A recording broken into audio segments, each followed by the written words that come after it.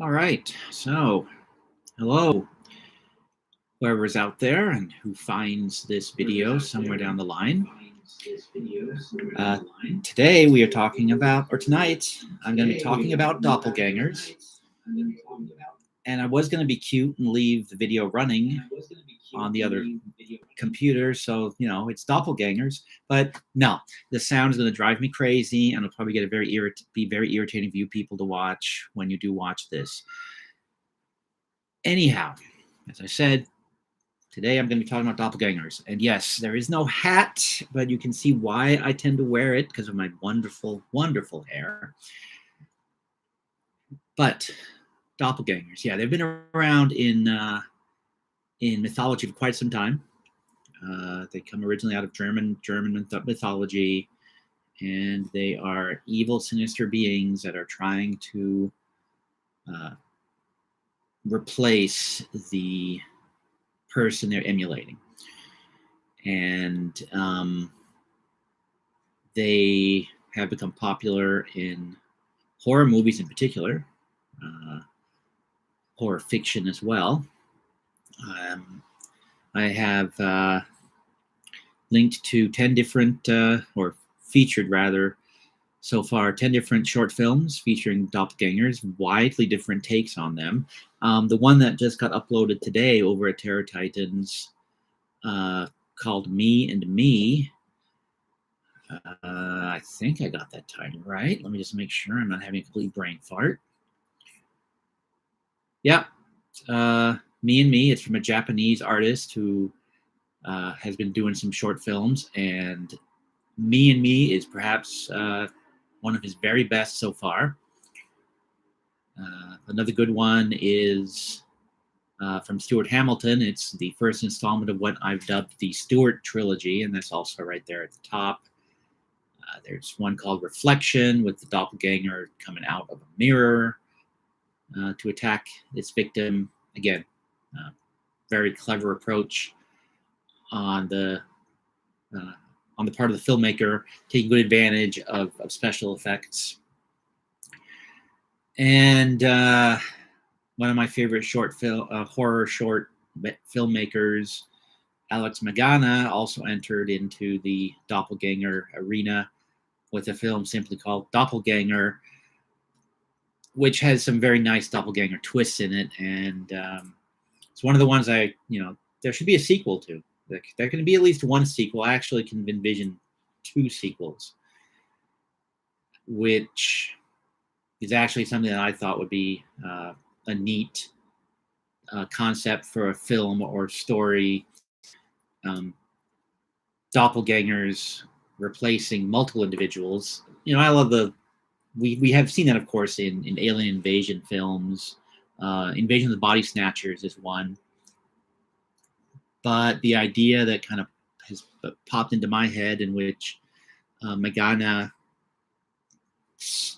plays with in his film, I think I can say that without ruining it too much. One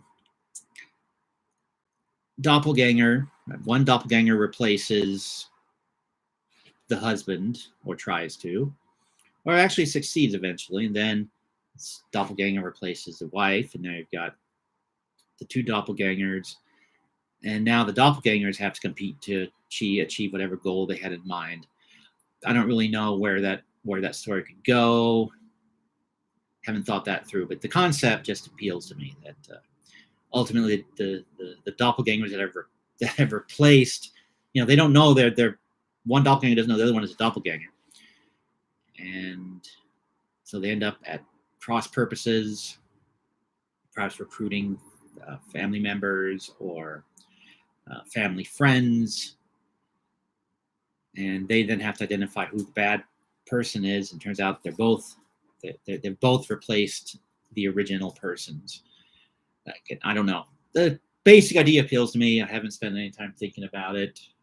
Maybe someone out there creative can take that idea and run with it. But that's where I kind of would see Magana's short films going. So you have the first one that is over at Terror Titans. Then there would be the sequel with the second doppelganger. And then ultimately, in the third one, these 2 doppelgangers would clash somehow. welcome to take that one if anybody wants. It's free for the taking. I'm joking, of course. Doppelgangers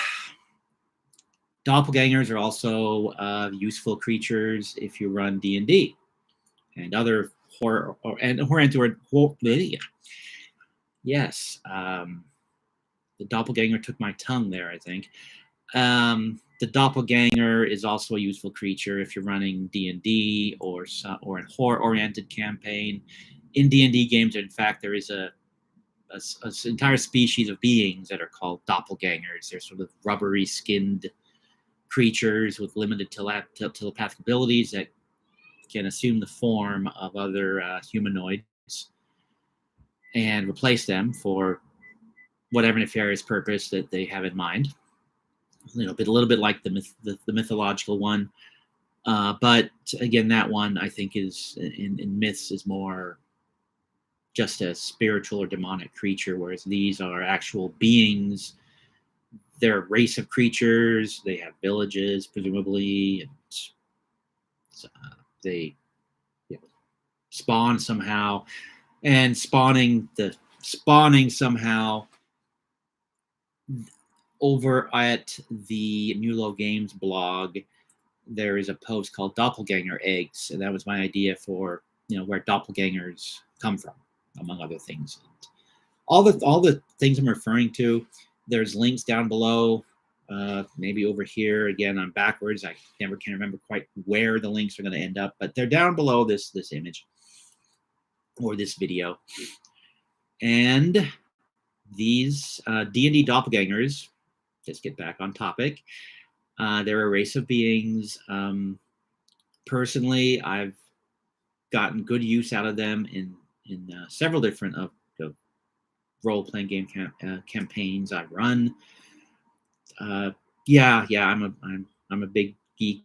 I run role-playing games. I've run role-playing games and played role-playing games since the 1980s. I have written role-playing games, written for role-playing games, designed role-playing games.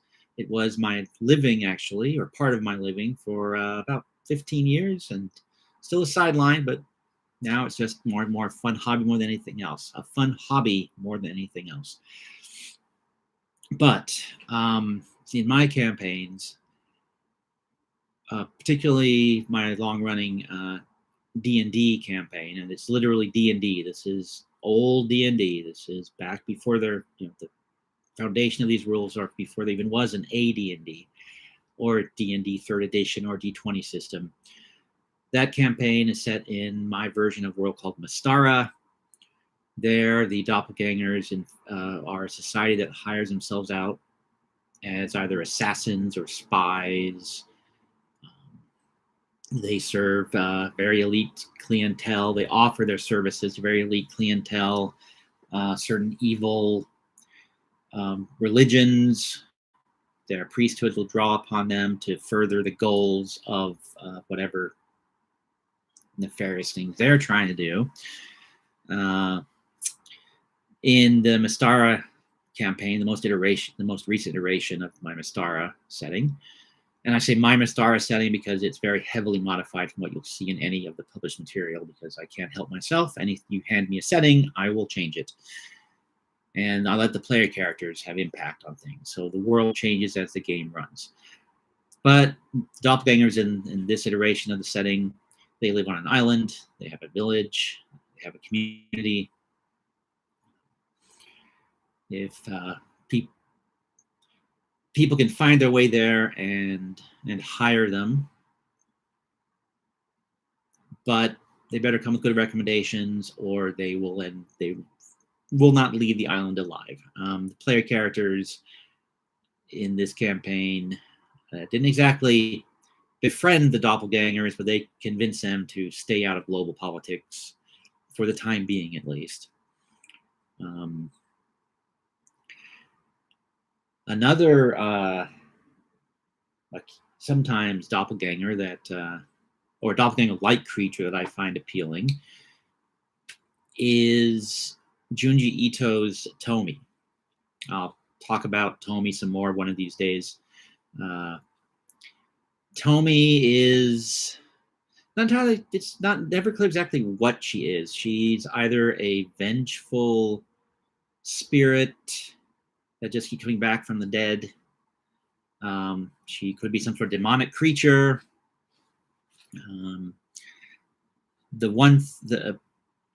But this basically the general thrust of the stories, and there are many of them.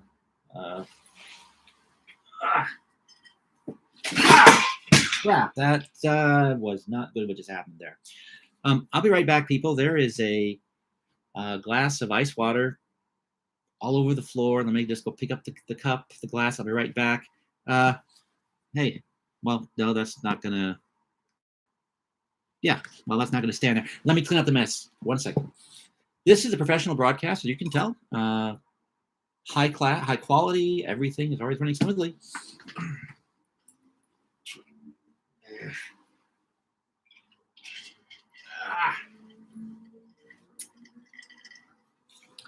Okay, yes, I'm back. Fortunately, the lid stayed on the cup, and the cats are already coming back in the room. They were startled, but not terrified.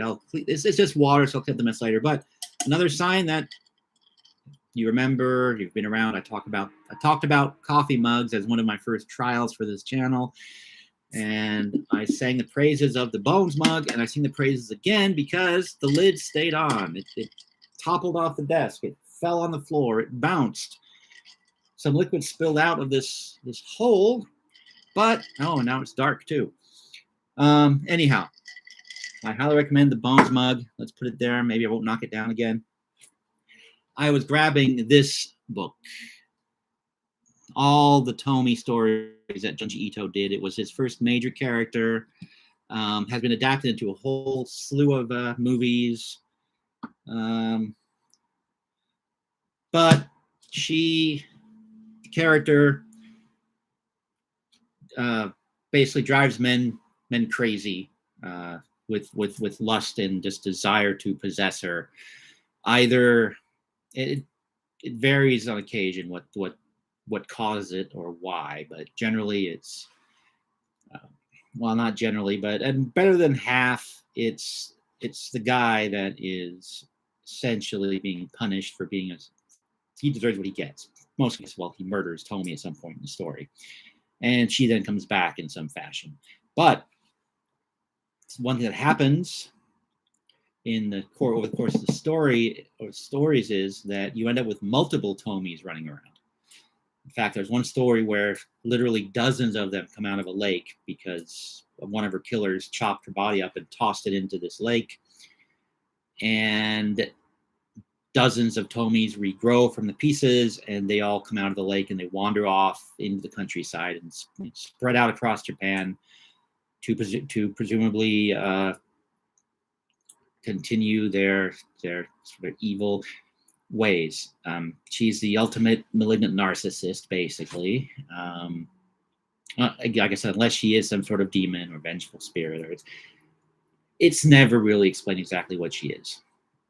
But she does become a doppelganger in the sense that all of these Tomys, and this shows up in some of the stories as well, where the various Tomys are jealous of each other. And they want to eliminate each other to take whatever that version of them have. Which, again, it's a doppelganger in ways. So this is a place to find an idea, a take on how doppelgangers could be created. Actually, going back to the D&D example, I'd have to look a little closer at the rules, but over the years, this idea has popped into my head a couple of times. There's so many ways to bring characters back from the dead in the D&D games and in fantasy settings. Could there be situations where, and I don't know why the light keeps changing on me, but could there be situations where the character gets brought back from the dead more than once, and the other version of the character is stalking his double or her double because, well, he's the real version, she's the real version. I was going to do something along those lines in my Star Wars campaign. I don't recall whether I ever used that story idea for anything. Basically, like in the films where you can, there's clones. I had. Oh wait. Well, okay. Yeah, I did use it. I just remembered I did use it, but not with the cloning idea. It was a different idea. Since doppelgangers could also be parallel universe versions of the person that they're stalking. They could have purposefully come here to replace their counterpart because something is bad in their universe, and they figured out some mystic way to come and get a better life, but they've got to get rid of the person that's in their spot. Or they did something horrible in their universe, or something horrible happened to them or around them or because of them, and now they're here, somehow travel a little bit back in time and cross reality boundaries, and they need to eliminate their counterpart because to take, to claim his life, which is still a happy one, and to stop whatever disaster that they're going to inadvertently or even on purpose create. I suspect that's been in movies. I can't think of one right now, but I suspect it has been. Yeah, I think doppelgangers, they're scary just because fighting confronting yourself literally, and particularly an evil side of yourself. That's certainly a horror story right there, because you'd be facing a version of yourself that doesn't have your scruples, presumably.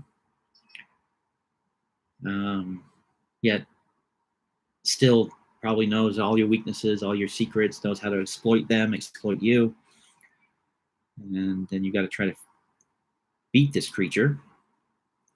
Oh, another place you will find doppelgangers, although I think they could have implemented them just a little better, but maybe there's some game design I'm not rocking to, is the computer games Guild Wars and Guild Wars 2. There are instances where you end up fighting duplicates of yourself, or a duplicate of yourself, a mystical version. That's a little tougher than you are. And in the original game, as I recall, the skills kind of mirrored those that you had even as you're fighting it. I haven't quite gotten that sense in the current game, but maybe I just haven't been observant enough. I don't know. Where else?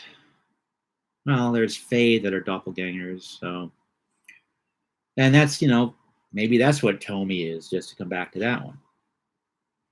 Maybe she was never human. Maybe she's always been not a demon, but some sort of fairy creature.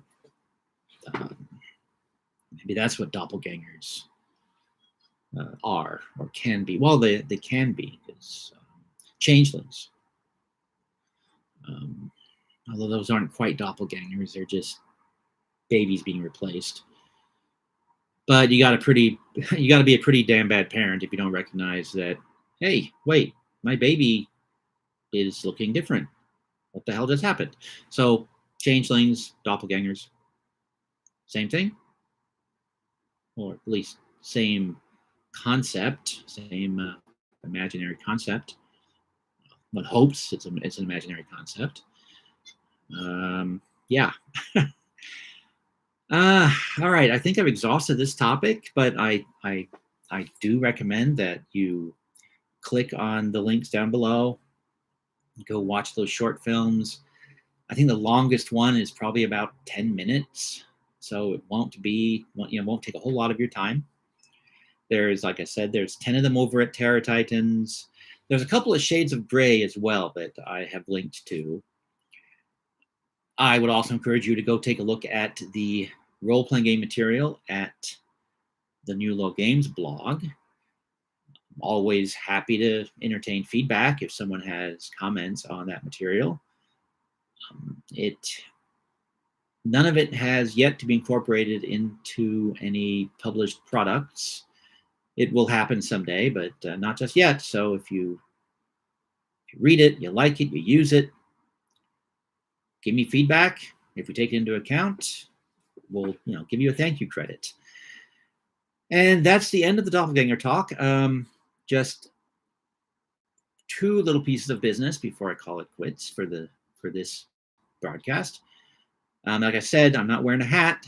That is because I left it in the car and didn't feel like schlepping down the stairs, walking down the pathway, going to the car, coming back up. I'm in for the night, didn't feel like going back out. So no hat. But if I had a second hat to wear during these broadcasts, I would put it on instead. And you wouldn't have to be subject to this frightful thing on top of my head. As I've said on a couple of other of these recordings, when I hit 45 subscribers, I will get a second hat to put on my head. So there's some variety when I'm taping. So if you haven't subscribed yet, please go ahead and subscribe. That way I can have a second hat to wear. I just need, as I'm recording this, I need 5 more subscribers, 5 or 6 more subscribers, then I will have to get myself a second hat, and will never be subjected to this again. No shininess reflecting off my receding hairline, nothing like that. And that's really the only bit of housekeeping was just I'm almost at 45 subscribers. We'll get a second hat. And on that note, I hope, winter's coming, so might need a second hat. So on that note, that's it. Hope you guys are having a good day or good evening or whatever out there. And as usual, I click the first button, I click the second button, and we are clear.